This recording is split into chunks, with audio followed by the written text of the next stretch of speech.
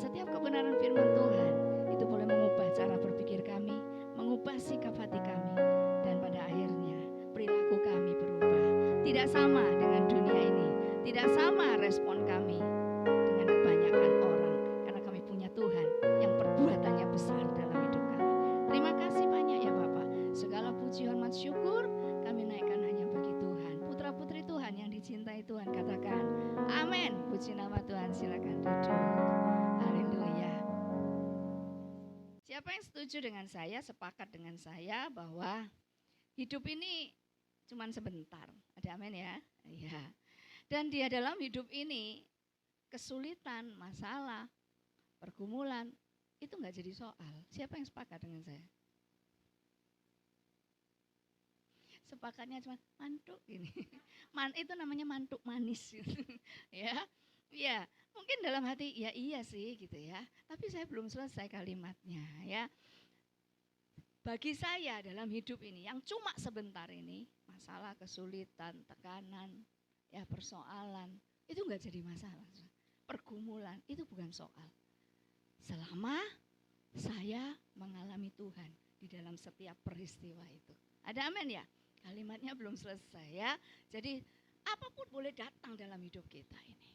Kita nggak boleh alergi terhadap segala sesuatunya. Tapi pastikan di setiap peristiwa, setiap tekanan, setiap pergumulan, kita tuh ngalamin Tuhan. Kalau kita nggak bisa ngalamin Tuhan, itu yang bikin kita keok. Amin. Itu yang bikin kita ini hancur. Nah, mengalami Tuhan tuh yang kayak apa sih Bu? Gitu ya. Mungkin selama ini terjemahan kita mengalami Tuhan itu adalah ketika kita mendapatkan apa yang kita mau. Pengen sepeda, dapat sepeda. Oh, Tuhan luar biasa, Tuhan baik Bu dalam hidup saya. Ya, sakit, tiba-tiba kemudian Tuhan sembuhkan. Kita berpikir bahwa ini loh namanya mengalami Tuhan, mengalami karya Tuhan, mujizat kesembuhan. Punya masalah ekonomi, punya masalah keuangan. Kita berpikir bahwa ngalamin Tuhan itu ya akhirnya utang kebayar. Baru itu yang namanya ngalamin Tuhan. Berapa banyak kita berpikiran seperti itu? Berapa banyak juga kita berpikir bahwa kalau kita dapat apa yang kita mau, itu baru namanya ngalamin Tuhan. Nah, terjemahan atau definisi yang salah tentang mengalami Tuhan, ini yang bikin kita gak bisa kuat. Ini yang bikin kita tuh rapuh. Ini yang bikin kita manja. Gampang sekali dijatuhkan oleh iblis. Gampang sekali dijatuhkan oleh persoalan, pergumulan. Bahkan kita jatuh oleh respon kita sendiri. Benar gak? Kesulitan bertambah-tambah itu bukan karena Tuhan gak tolong loh. Kesulitan bertambah-tambah, jangan-jangan kita terus salah dalam meresponinya. Makanya kesalahannya beranak pinak. Nah itu kita mesti sadarin gitu ya. Nah hari ini Tuhan mau ngajak kita untuk kita bisa mengalami Tuhan dalam definisi yang benar. Nah untuk kita bisa mengalami Tuhan dalam definisi yang benar, dalam arti yang benar, kita mesti tahu dulu pribadinya itu yang kayak apa gitu. Supaya kita ketika kita mengenali pribadinya secara utuh, pernyataan dari dirinya sendiri, maka kita bisa menemukan, oh jadi walaupun apa yang aku inginkan ini tidak terjadi, apa yang aku mau itu enggak aku dapat, tapi aku tetap bisa ngomong, oh dalam cara inilah aku mengalami Tuhan. Oh dalam cara ini Tuhan tuh hadir dalam hidupku. Amin ya saudara, itu yang bikin kita kuat. Masalah mungkin gak selesai-selesai, tapi dalam proses itu, di situ kita kenyang. Yang namanya kenyang dengan kebaikan Tuhan, kenyang dengan pengalaman dengan Tuhan. Itu bukan berarti semuanya cepat beres, semua yang kita mau kita dapat. Enggak saudara. Mungkin hari ini apa pendapat kita ini agak dijungkir balik gitu ya. Tapi disitulah kalau kita ketemu dengan kebenaran firman Tuhan, kebenaran itu memerdekakan kita. Amin. Kalau darah dan nyawa Kristus memerdekakan kita dari dosa, kuasa dosa dan upah dosa. Tapi kebenaran firman Tuhan memerdekakan kita dari apa? Kalau bahasa saya, kebenaran firman Tuhan memerdekakan saya dari kegoblokan saya. Ya, dulu saya juga gitu kok mendefinisikan kalau masa-masa dulu menunggu kehadiran anak, kalau saya enggak hamil berarti saya belum mengalami Tuhan. Waktu saya sudah hamil berarti oh ini saya mengalami Tuhan. Goblok banget saudara. Sehingga dalam kurun waktu 11 tahun itu kegoblokan bermunculan yang membuat makin saya melihat bahwa Oh ternyata semua yang saya pikirkan itu nggak cocok sama firman Tuhan. Waktu saya ketemu firman Tuhan, firman memerdekakan saya. Di situ saya berani ngomong, saya sudah dimerdekakan. Belum punya anak, iya tapi saya sudah dimerdekakan. Dari apa? Dari kegoblokan saya. Bikin definisi-definisi menurut apa yang saya mau. Nah, kita mengenal ya yang namanya Immanuel. Sering kita dengar, ada amin ya. Dan mungkin kalau tak saya nanya gitu ya, dia Immanuel yang menyertai kita. Pasti semua rame-rame amin gitu kan. Nah, kita mau belajar, Tuhan mau ajak kita belajar untuk bisa mengalami Tuhan yang namanya Immanuel, Allah beserta dengan kita. Bahasa aslinya adalah bahasa Ibrani. El itu Tuhan, Imanu itu adalah beserta atau menyertai. Nah, jadi Immanuel itu benar sekali yang dikatakan. Aku menyertai kamu. Allah, Tuhan menyertai kita. Nah, bagi saya terjemahan Allah beserta saya itu waktu kalau kita lihat dalam firman Tuhan, waktu Tuhan Yesus lahir di muka bumi ini, itu dibilang Tuhan menyertai kita itu berjalan dalam wujud ya, wujud fisiknya. Kita bisa lihat pada saat itu murid-murid dan orang banyak yang berbondong-bondong itu mengikuti dia secara fisik, menyertai, mendampingi. Tetapi kita berkata puji syukur kepada Tuhan, dia naik ke sorga. Sehingga Allah Immanuel, Allah beserta kita, Tuhan beserta kita, itu bukan cuma di sebelah kita begini, tapi dia ada di dalam kita. God in us. Kalau zaman Yesus Kristus, God with us. Tapi zaman kasih karunia, zaman kita hidup ini, God in us. Dia di dalam saya. Nah, dia di dalam saya ini, saya memahaminya begini. Ini yang membuat segala sesuatu boleh terjadi dalam hidup saya. Tapi yang saya kejar itu adalah saya mengalami Tuhan yang adalah Immanuel yang ada di dalam saya. Kita buka dulu saudara ya. Di dalam kitab Matius pasal yang pertama ayat yang ke-23. Matius pasal yang pertama ayat yang ke-23, demikian bunyi firman Tuhan. Sesungguhnya anak darah itu akan mengandung dan melahirkan seorang anak laki-laki. Dan mereka akan menamakan dia Immanuel, yang artinya apa? Allah menyertai kita. Nah, sekarang bahasa yang saya terjemahkan Allah Immanuel, Allah menyertai saya itu adalah Allah yang mau terlibat secara langsung dalam hidup saya. Dia Allah yang mau terlibat secara penuh dalam hidup saya. Jadi dia Tuhan itu gak mau dikasih separuh-separuh. Tuhan ini tak coba dulu, nanti kalau aku gak bisa baru aku datang sama kamu. Enggak. Dia adalah Allah yang terlibat. Namanya terlibat itu dia hadir di dalam setiap peristiwa hidup kita. Dan dia mau do something. Dia mau kerjakan sesuatu. Yang utamanya dia tidak kerjakan sesuatu untuk keadaan atau peristiwa atau situasi, tetapi dia lebih dulu, dia mau secara aktif, kehadirannya menyertai kita secara aktif dari dalam, karena dia mau lebih dulu melakukan sesuatu di dalam kita, terhadap dirinya kita.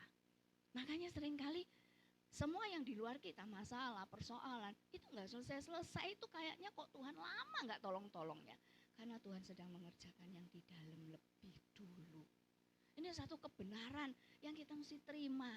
Dia yang ada di dalam kita, menyertai kita, terlibat secara langsung, terlibat secara penuh. Itu dia kerjakan area dalamnya kita dulu.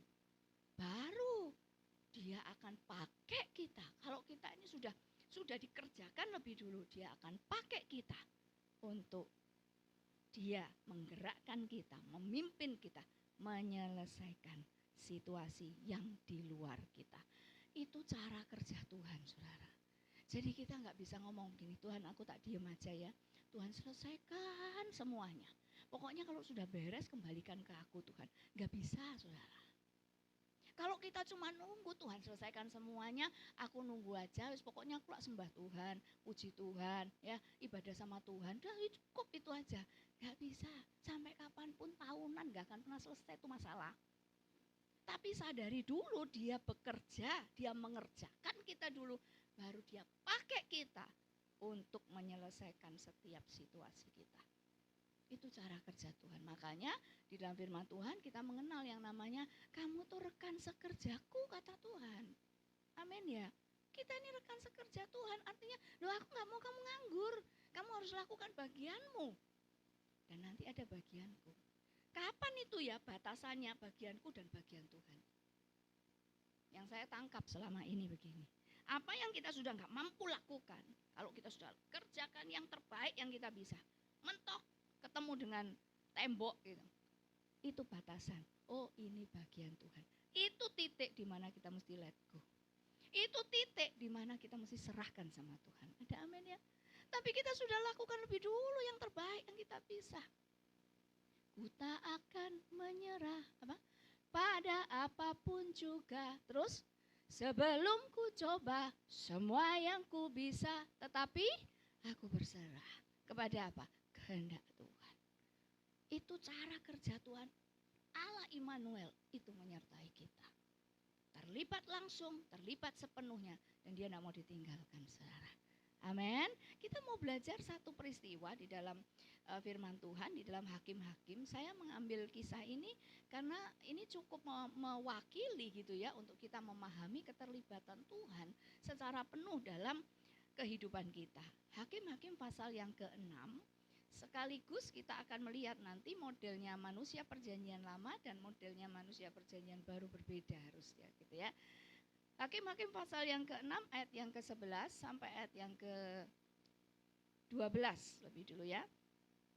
Atau kita baca aja semua 11 sampai 16, kita baca bergantian ya.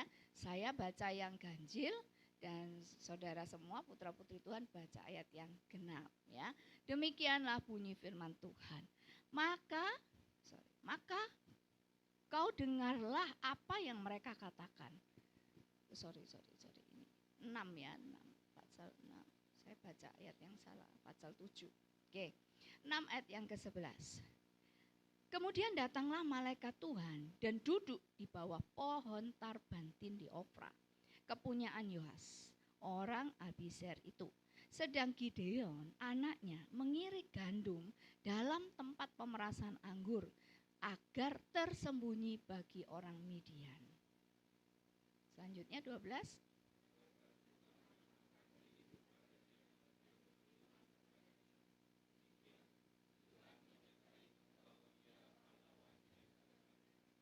Jawab Gideon kepadanya, Tuanku, jika Tuhan menyertai kami, mengapa semuanya ini menimpa kami? Di manakah segala perbuatan-perbuatannya yang ajaib yang diceritakan oleh nenek moyang kami kepada kami? Ketika mereka berkata, bukankah Tuhan telah menuntun kita keluar dari Mesir? Tetapi sekarang Tuhan membuang kami dan menyerahkan kami ke dalam cengkeraman orang Midian. 14.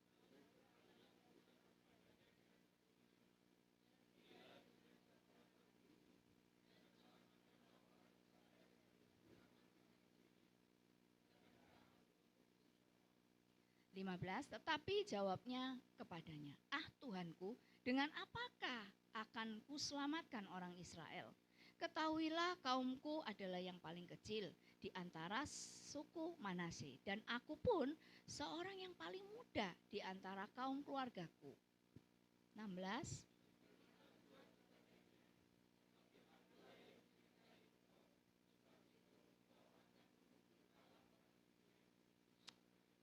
Yes, latar belakangnya adalah begini saudara. Ketika itu ya, Gideon mengalami satu ketakutan yang luar biasa. Karena apa? Karena bangsanya menghadapi ancaman. Ya, waktu zaman-zaman itu banyak mayoritas itu menyembah Baal. Sedangkan orang-orang yang menyembah Allah Israel itu menjadi minoritas. Saya ingin kita sama-sama mempelajari tadi di ayat yang ke-11. Di mana Gideon? Gideon itu sembunyi, saudara. Karena saking takutnya terhadap ancaman yang ada, dia sembunyi.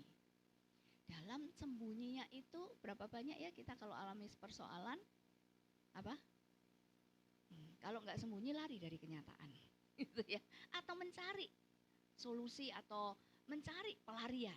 Sama ya, mau sembunyi kek, mau cari pelarian kek, atau kita mau menganggap bahwa masalah itu sudah ya mau lari dari kenyataan yang ada gitu.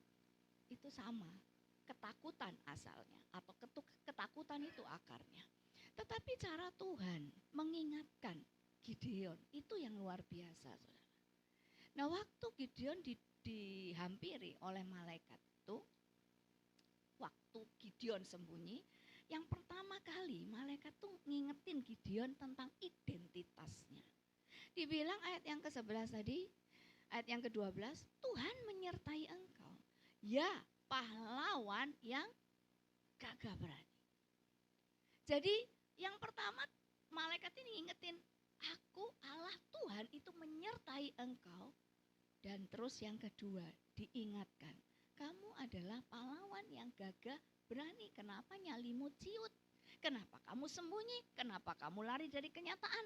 Kenapa kamu itu cari pelarian dari semua hal yang kau harus hadapi? Sama kayaknya hari ini, apapun yang kita hadapi, Tuhan sedang ngingetin kita, Allah Immanuel. Dia menyertai engkau, di dalam engkau dia mau terlibat penuh. Bahkan dia ingetin identitas kita. Siapa kita? Anak-anak Allah, amin saudara. Saya boleh katakan God's warrior kita ini. Karena di tengah minoritas, kita mesti berjuang untuk iman kita, betul? Tuhan ingetin kita, jangan sembunyi kata Tuhan. Dari yang pertama ini, saya menyimpulkan begini loh, penyertaan Allah itu, penyertaan Tuhan itu ternyata tidak membuat segalanya itu mudah. Ada amin ya?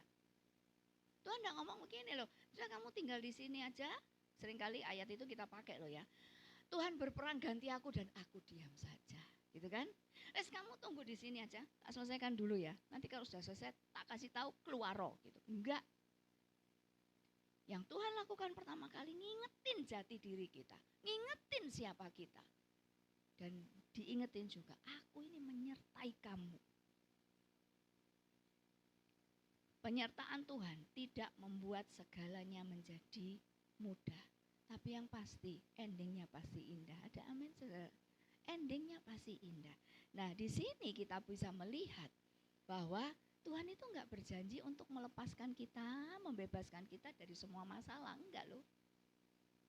Tetapi Tuhan itu berjanji memberikan kekuatan, memberikan hikmat, menuntun kita langkah demi langkah untuk kita yang menghadapinya. Itu yang pertama. Lalu tadi ayat yang ke-13 itu dikatakan, jawab Gideon kepadanya, ah Tuanku, jika Tuhan menyertai kami, mengapa semuanya ini menimpa kami? Dan dikatakan, katanya gitu ya. Allah Israel begini, katanya. Kalau Tuhan itu lihat Gideon ini ya, mungkin kalau kita itu jadi Tuhan, gemes. Gemesnya itu gregetan gitu. Kenapa pahlawan yang gagah berani sembunyi, nyalinya ciut? Udah gitu mempertanyakan Tuhan lagi. Sama kayak kita ya. Kalau alami yang seneng gitu, yang happy-happy, yang membuat kita bahagia, kita loh gak pernah nanya Tuhan. Waktu kita terima berkat gitu ya, ada yang terima berkat terus tanya, kenapa saya sih Tuhan? Kenapa enggak dikasih ke dia aja? Ada yang tanya gitu ya? Enggak ada ya? Waktu kita terima berkat, kita dapat apa yang kita mau, bahkan sesuatu yang kita terima dari Tuhan itu lebih daripada yang diterima oleh orang lain. Oh kita lupa nanya Tuhan, kenapa mesti saya yang dikasih ini? Mestinya ini dikasih ke dia aja gitu. Enggak ada, manusia egois soalnya ya memang. Tapi waktu kita alami penderitaan, kita alami tekanan masalah, kenapa kok mempertanyakan itu gitu? Kenapa harus saya yang ngalamin ini Tuhan? Kenapa enggak dia loh gitu ya? Kenapa bukan tetangga saya, mertua saya, menantu saya? Kenapa bukan orang lain yang alami penderitaan? Kenapa mesti saya? Dan di mana Tuhan pada saat itu? Ketika kita alami itu, kita mempertanyakan Tuhan, Sekaligus kalau itu dibiarkan jadi kita meragukan Tuhan, lama-lama kita tawar hati terhadap Tuhan. Dan kita pasti cari jalan yang lain selain Tuhan. Saya melihatnya begini, Tuhan peduli banget ya terhadap setiap pertanyaan yang ada di dalam benaknya Gideon. Dan yang luar biasa, Tuhan gak marah loh dipertanyakan kayak begitu. Tuhan tuh gak marah loh ketika pertanyaan ini, kalau menurut saya ini pertanyaan-pertanyaan yang kurang ajar, saudara. Dia sudah mendengar banyak tentang Allah Israel. Dia tahu bangsanya mengalami kedahsyatan dari kehadiran Allah Israel dalam hidup mereka. Tetapi di satu titik ketika dia yang ngalamin, dia mempertanyakan Tuhan ada di mana. Tapi Tuhan mengerti, Tuhan memahami. Sehingga Tuhan jawab satu-satu. Kayak Tuhan tuh ngeladenin gitu loh. Tuhan tuh mengerti, memahami, iya dalam kondisi kayak begini aku paham, aku ngerti. Tetapi aku tetap harus mengingatkan kamu bahwa kamu gak sendirian. Amin.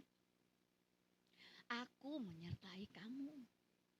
Dia jawab apa yang menjadi pertanyaan hidup kita. Saudara. Kita punya banyak pertanyaan hidup, jangan sungkan nanya sama Tuhan. Tuhan tuh gak kayak kita, kalau ditanyain, tanya terus saya gitu ya. Kalau kita gitu ya, masa Bu, ulang pertanyaannya itu aja gitu ya. Kalau ngalamin masalah, misalnya konseling kan puter-puter ya, puter-puter betul nggak ya? Muter aja yang diomong ya itu ya, yang tanyakan itu gitu. Manusia ada kebatasnya untuk menerima semua pertanyaan hidup gitu. Tetapi Tuhan, dia ngeladenin kita, ada amin. Itu membuktikan dia peduli, dia menyertai, dia mau terlibat penuh dalam kehidupan kita. Sampai di titik yang terjelek sekalipun, dia mau menyatakan bahwa aku ada di sana. Di tempat persembunyian, kata firman Tuhan, Tuhan menjumpai dia. Yang kedua ini saya menyimpulkan, penyertaan Tuhan tidak menghilangkan masalah. Tapi penyertaan Tuhan itu justru seringkali yang kita jumpai, dia gunakan masalah yang kita hadapi ini untuk banyak hal. Saya rinci ya. Yang pertama, Tuhan tuh gunakan masalah yang kita hadapi untuk mendidik dan mendewasakan kita. Yang kedua, untuk menunjukkan salahnya kita. Kamu lakukan ini, akibatnya ini. Salahmu di sini, perbaiki, yang benar itu begini. Itu Tuhan. Tiga, dia gunakan masalah ini sebagai alat. Saya bilang gini, masalah itu adalah alat kudus di tangan Tuhan untuk membentuk saya. Ada amin semua? Ya, yang ketiga, Tuhan menggunakan masalah ini untuk menyadarkan kita. Menyadarkan kita untuk apa? Untuk bergantung sama Tuhan. Untuk menaruh pengharapan kepada Tuhan. Banyak kali ya, dalam hidup saya aja ini. Itu saya merasakan kok saudara. Kalau misalkan saya mulai mengharapkan sesuatu tanpa saya sadar gitu ya. Mengharapkan sesuatu, oh ternyata gak kesampaian. Itu kayak diingetin, oh iya wes salah, hatiku ini sudah salah ini berarti. Penyertaan Tuhan itu tidak menghilangkan masalah, tapi dia kerjakan kita untuk kita punya keberanian, punya hikmat, melangkah menyelesaikan segala sesuatunya. Itu cara kerja Tuhan. Yang ketiga, ayat yang ke-14 tadi berkata, lalu berpalinglah Tuhan kepadanya dan berfirman, pergilah dengan kekuatanmu ini dan selamatkanlah orang Israel dari cengkeraman orang Midian. Bukankah aku mengutus engkau? Ini tajam banget saudara. Buat saya ketika kita itu berhadapan dengan yang namanya kesulitan, masalah, kita tuh mesti nyadar betul bahwa ini Tuhan sedang mengutus saya dalam kondisi saat ini.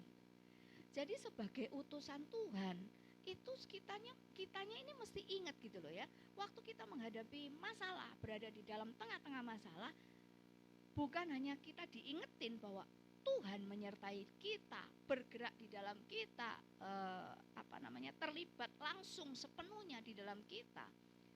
Dia ingetin identitas kita, ya. Dan yang paling penting itu ingat bahwa kalau kita menghadapi atau berada di medan masalah itu, Tuhan sedang mengutus saya. Tuhan mengutus saya, ini untuk apa? Tuhan mengutus saya untuk saya menyatakan Tuhan melalui setiap masalah, setiap situasi, setiap peristiwa yang saya hadapi. Ini yang membuat saya melihat setiap masalah itu bukan sekedar masalah yang harus diselesaikan supaya saya cepat bebas. Enggak, saudara. Tetapi ini yang membuat saya menyadari, loh kalau saya ini diutus untuk mengalami situasi ini, berarti Tuhan punya tujuan, bukan? Berarti Tuhan mau pakai saya, bukan? Untuk dia bisa menyatakan dirinya melalui saya, melalui situasi yang saya sedang hadapi. Bukan supaya saya punya kesaksian indah, kesaksian bagus, bukan. Supaya orang lain juga tahu cara kerja Tuhan melalui apa yang saya alami.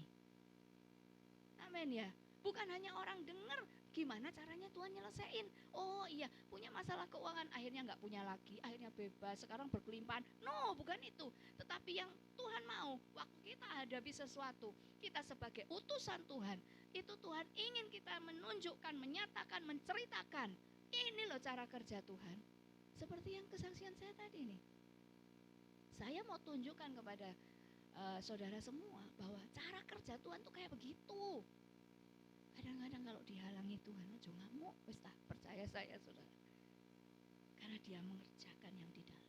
Rasanya gimana waktu dikata, kenapa ini gelang ini, mau bikin kalungnya, aduh, itu rasanya hancur ini, mulak-malik di dalam hati ini. Aku jawab apa nggak tahu, nggak bisa mikir. Tetapi setelahnya Tuhan menunjukkan ini loh yang salah, harusnya begini. Itu cara kerja Tuhan. Sehingga saya bisa bagikan pagi hari ini. Saudara nggak perlu tahu masalahnya terselesaikan seperti apa. Enggak, kita jauh lebih penting untuk mengetahui bagaimana Tuhan mengerjakan saya dan bagaimana Tuhan pakai saya di dalam menuntun saya menyelesaikan keadaan saya. Amin. Jadi yang ketiga, Allah menyertai kita itu untuk memampukan kita. Memampukan kita. Jadi dia nggak mau kita nganggur, dah percaya sama saya.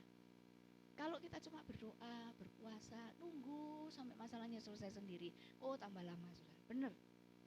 Mesti ada hal-hal yang kita mesti lakukan, yang kita rundingkan dengan Tuhan untuk kita kerjakan supaya ini cepat terselesaikan. Karena Tuhan melihatnya gini, kita pengen, Tuhan masalah A ini loh, dan cepat selesai Tuhan. Tuhan ngomong gini loh, targetku belum tercapai dalam hidupmu ini. Melalui masalah A, aku ingin mengerjakan kamu, aku ingin membangun sifat-sifatku di dalam kamu. Contoh ya, kesabaran, kerajinan, militan, gak manja, kuat, gak rapuh. Ini yang Tuhan mau kerjakan, Tuhan mau bangun di dalam diri kita melalui masalah A ini. Nah kalau kita minta cepat masalah A selesai, Tuhan cuma ngomong gini, tak lihat dulu targetku di dalam dirimu sudah terpenuhi belum. Waktu 5 tahun pertama saya menunggu keturunan, itu saya masa-masa tahun-tahun pemberontakan saya kepada Tuhan. Setelah saya mau tunduk, mulai belajar, ya wes Tuhan ajarono. Aku ngerti sekarang, masalah ini muncul karena Tuhan mau pakai ini untuk membangun sifat-sifatnya Tuhan, untuk membuat saya ngerti kehendak-Mu, menolong saya untuk sepakat akan kehendak-Mu.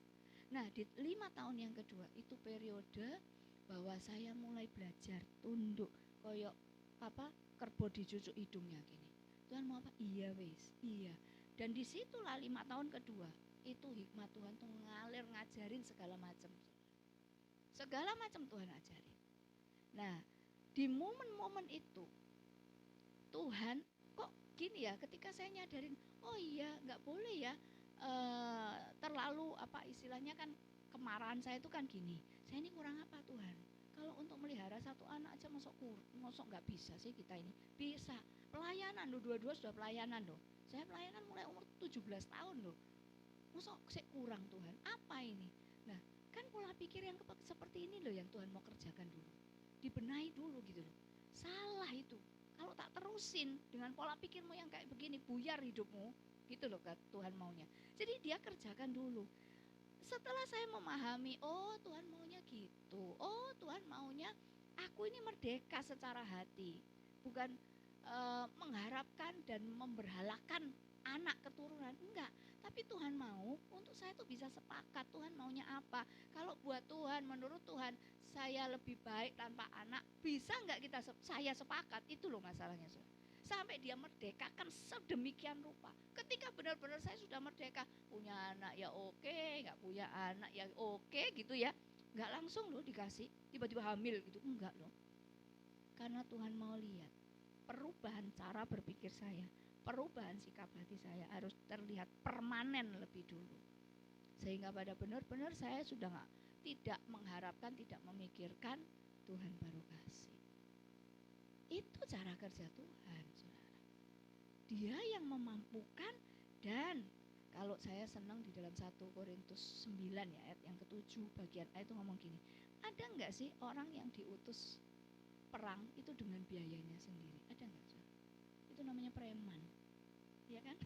Kalau berangkat perang, berangkat tawuran, bondo dewe gitu kan. Tapi kalau orang yang benar-benar diutus perang ke medan peperangan, itu dibandani, saudara. Itu dibiayai.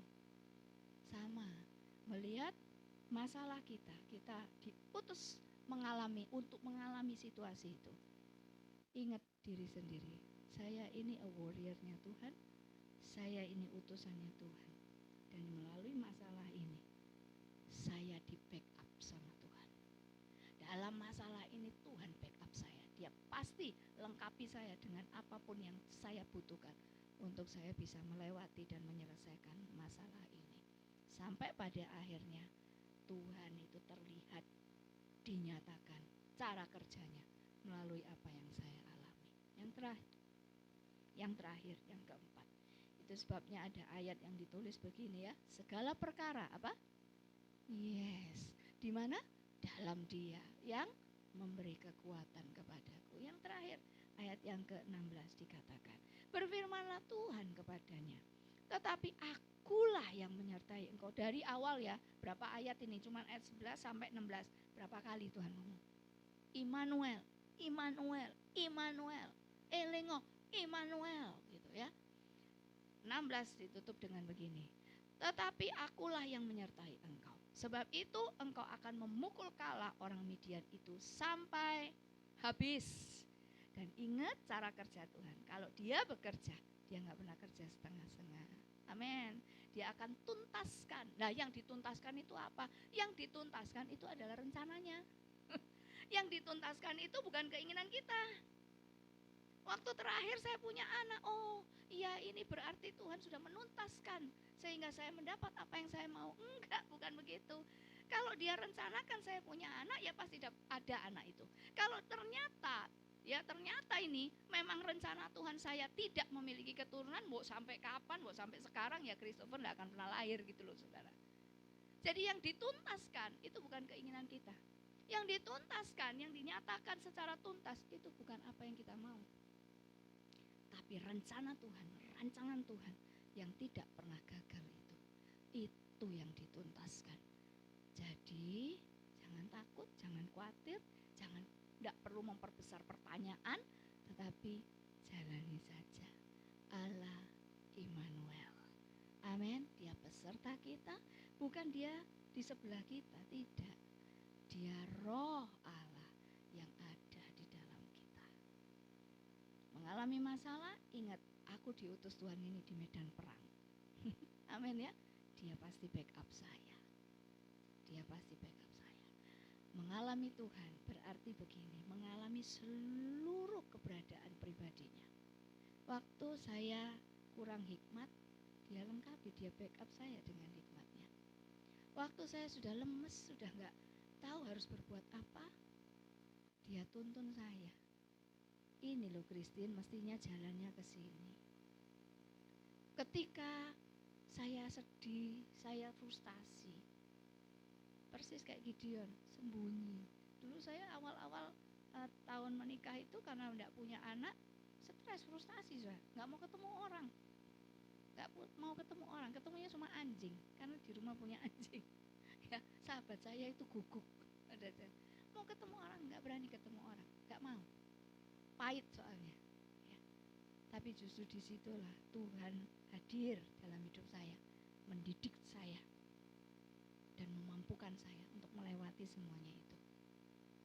Disitulah saya boleh katakan, di masa-masa itu saya mengalami Tuhan, mengalami penghiburannya, mengalami kekuatannya, mengalami didikannya, mengalami kekuatannya, mengalami hikmatnya, mengalami seluruh keberadaan pribadinya di dalam kehidupan kita. Amin, saudara. Yuk baca ayat yang terakhir. Ayat yang terakhir di dalam Yesaya 9 ayat yang ke-5. Tidak ada yang dia sudah mulai itu yang tidak akan diselesaikannya secara tuntas. Amin. Sehingga kita dapat berkata bahwa tidak ada yang tidak dapat kita selesaikan kalau bersama dengan Tuhan, ya. Yesaya 9 ayat yang ke-5. Demikian bunyi firman Tuhan. Ini keberadaan pribadi Tuhan sepenuhnya ini. Yesaya 9 ayat yang ke-5. Sebab seorang anak telah lahir untuk kita, yaitu Immanuel, seorang putra telah diberikan untuk kita. Apa itu? Lambang pemerintahan ada di bahunya. Namanya penasehat ajaib. Siapa yang tidak butuh nasihat semasa kita hidup? Semua butuh nasihat. Ya, penasehat yang ajaib itu artinya penasehat yang penuh hikmat, yang membuat kita itu memampukan kita berpikir out of the box. Sering ya, kita akan ngalamin apa? Gak kepikir loh, kan gitu ya. Nah, itulah penasehat ajaib dia bagi kita. 2, Allah yang perkasa, dia yang melindungi kita. Amin. Ya, dia yang melindungi kita. Untuk perlindungan Tuhan ini, saudara nyadar enggak sih? Ada perlindungan-perlindungan yang secara otomatis loh kita terima. Hanya saja Tuhan tidak memberitahu kita. Kenapa kok begitu? Karena kalau itu tidak diizinkan terjadi, misal ya kesandung, kalau nggak diizinkan terjadi, itu berarti Tuhan melindungi kita. Kita sudah dilindungi itu, karena Tuhan memandang itu nggak perlu terjadi karena nggak ada gunanya kalau terjadi dalam hidupmu. Dia cuma mengerjakan dan mengizinkan apa yang berguna untuk kita. Amin. Dia Allah yang perkasa, perlindungannya, dan Bapa yang kekal. Saya senang sekali nih, Bapa yang kekal. Dia tetap jadi Bapa. Apa yang kita bisa ingat, kita bisa gambarkan dari seorang Bapa? Apa kira-kira? Semua pasti ngomong kasihnya, ya. Pasti kasihnya, kasih Bapa. Tapi tahu enggak, gambaran seorang Bapa yang saya lihat adalah perjuangannya. Seorang Bapa, perjuangannya enggak mudah, saudara. Seorang Bapak yang benar ya, perjuangannya itu enggak main-main. Dan dia berjuang bukan untuk dirinya sendiri, betul enggak? Dia berjuang untuk keluarganya. Saya tuh sampai kadang-kadang mikir gini, gimana ya rasanya kalau seorang pria sebagai pemimpin dalam keluarga dihadirkan, ya, tetapi tidak diberi antusiasme, tidak didorong oleh Tuhan, dianugerahi gairah untuk bekerja, tidak dianugerahi oleh Tuhan gairah untuk berjuang bagi keluarganya. Itu kayak apa ya? Pengen sebetulnya saya itu bertanya kepada para bapak di tempat ini. Kerjanya enggak bosen tak? Kerja itu enggak kesel tak? Yang kesel ya bosen, betul ya? Tetapi gairah itu terus ada karena Tuhan yang memberikan. Sebab seorang pria itu diciptakan dengan ditanam peran pemimpin yang mengayomi, yang berjuang, melindungi keluarganya. Jadi saya boleh mengapresiasi untuk semua bapak yang ada di ruangan ini. Gambaran saya, seorang bapak adalah perjuangannya. Seperti Tuhan, kalau dia bapak yang kekal, perjuangannya itu sampai kekekalan buat kita. Hari ini kalau kita dengar firman Tuhan, ini perjuangan Tuhan. Memang mungkin engkau berjuang untuk sampai ke tempat ini. Mesti mandi pagi, bangun pagi, ya, kendaraan dipikirin, berjuang engkau sampai di tempat ini. Tapi lebih besar perjuangan Tuhan yang mengundang engkau untuk engkau menerima yang terbaik dari Tuhan, yaitu pribadinya, firman Tuhan. Waktu engkau dilengkapi, diberikan firman, itu perjuangan sang Bapak kekal ini, yang ngawal hidup anak-anaknya ini sampai kepada kekekalan bersama dengan dia. Dia Bapak yang kekal. Perjuangannya, kasihnya, pemeliharaannya. Seorang Bapak yang benar, dia pasti mikirin bagaimana supaya pemeliharaan keluarga berlangsung secara baik. Dan yang keempat, dia itu raja damai. Dalam menghadapi kesulitan masalah, yang pertama yang kena adalah mental kita, goyah kita, hilang damai sejahtera. Tapi dia Immanuel yang menyertai kita, sang raja damai. Gak jauh-jauh. Kalau kita butuh damai, kita ingat dia Allah Immanuel. Dia sumber damai bagi kehidupan kita. Orang pasti mampu menghadapi segala sesuatu kalau damai sejahtera terpelihara di dalam dirinya. Karena dia akan tenang, pikirannya bisa kembali jernih, dan dia bisa ambil keputusan secara tepat. Orang yang kena masalah itu kan kayak air tenang dilemparin kerikil, ada riak. Betul? Tapi karena Allah Immanuel, riak-riak ini akan segera tenang kembali. Dan akhirnya air yang tenang itu baru bisa dipakai untuk ngaca begini. Segala sesuatu bisa terlihat dengan jelas. Ada amin ya. Mari kita